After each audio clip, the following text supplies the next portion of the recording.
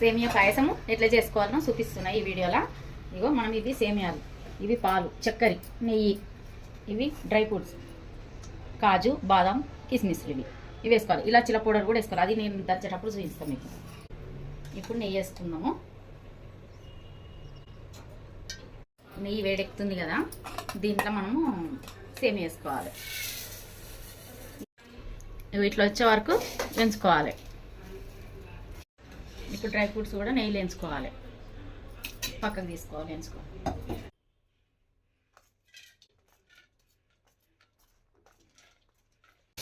ఎందుకంటే సామాగ్రిని ఉడకాలి కదా, వాటర్ వేసుకోవాలి కొన్ని సాలలు. ఇవి మసిలినాక చక్కెర వేసుకోవాలి.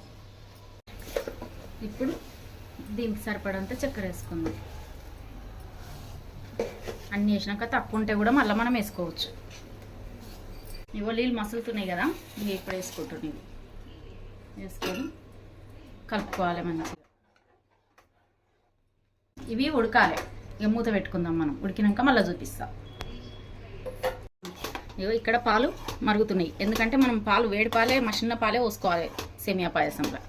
ఇగో పాలు అయితే ఇక్కడ మసులుతున్నాయి. ఇది ఇలాచీల పౌడరు. మనం రోల్ తీసుకొని 2-3 ఇలాచీలు దంచుకోవాలి. ఉట్టిగా దంగ దొడ్డుగా ఉంటాయి, అది అట్లనే మెత్తగా అయిపోతాయి. అందులో కొంచెం చక్కెర వేసుకోవాలి, వేసుకొని దంచుకుంటే మంచిగా మెత్తగా అవుతుంది. ఇంకా 1 నిమిషం పెడదాం ఇది. ఇప్పుడు పాలు పోస్తున్నా. ఇక మనకి ఇష్టం ఏంటంటే అని పోసుకోవచ్చు.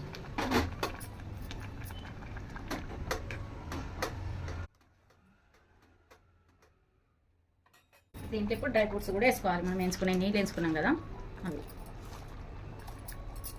మా పిల్లలు చాలా ఇష్టంగానే తింటారు ఇవి. మిల్క్ మేడ్ ఇది ఇందులో ఉంటుంది, ఈ డబ్బా ఇట్లా వేసుకోవాలి. స్వీట్ కూడా మంచిగా ఉంటుంది ఇది. చక్కెర స్వీటు మనం తక్కువ చక్కెర వేసుకొని ఇది ఇంకా కొంచెం ఎక్కువ వేసుకున్నా స్వీటే ఉంటుంది. ఇంకా దీన్ని మేము అన్ని స్వీట్లలో వాడతాం.